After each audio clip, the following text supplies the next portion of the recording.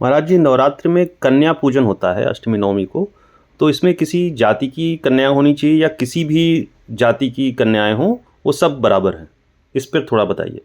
प्रचलन तो चला हुआ है बच्चियों के पूजन का। तमाम शास्त्रों में भी इसका उल्लेख है कि 2 वर्ष से लगाए और 16 वर्ष तक की कन्याओं का पूजन होता है। लेकिन उसमें सप्तशती में बहुत सी चीजें दी हुई हैं जो जानने योग्य है। एक श्लोक की अर्धाली है, आधी मात्रा है कि वृद्ध माता बल प्रदा। वृद्ध स्त्रियों का पूजन करने से बल की प्राप्ति होती है। जो पुत्र पौत्रादि से युक्त है उनका पूजन करने से वो त्रिपुर सुंदरी का रूप है, ऐश्वर्य की प्राप्ति होती है। इसी प्रकार कुछ विद्वानों के मत से जो देवी भागवत में उल्लिखित है उसमें कहते हैं कि अगर आपको ज्ञान चाहिए, मेधा चाहिए, प्रज्ञा चाहिए तो ब्राह्मण कन्याओं का पूजन करें। धन से संबंधित, ऐश्वर्य से संबंधित व्यवस्थाएं चाहिए तो वैश्य कन्या का पूजन करें।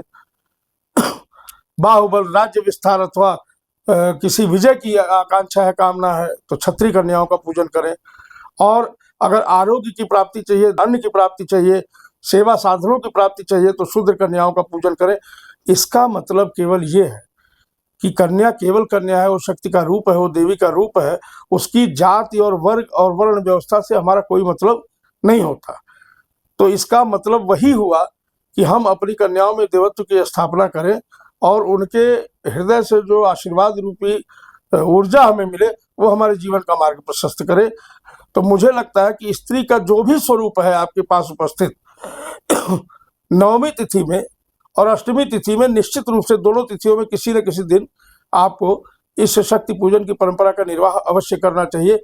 और यह मेरा व्यक्तिगत अनुभव है कि आप किसी भी कार्य के शुरुआत में कोई पूजा कर पाए न कर पाए, कोई बड़ा बृहद अनुष्ठान कर पाए न कर पाए, बड़े कर्मकांड कर पाए न कर पाए, लेकिन जिस भी वर्ण वर्ग की कन्याएं आपके आसपास उपस्थित हों, जो आ सकती हों, उनके चरण अवश्य धोएं।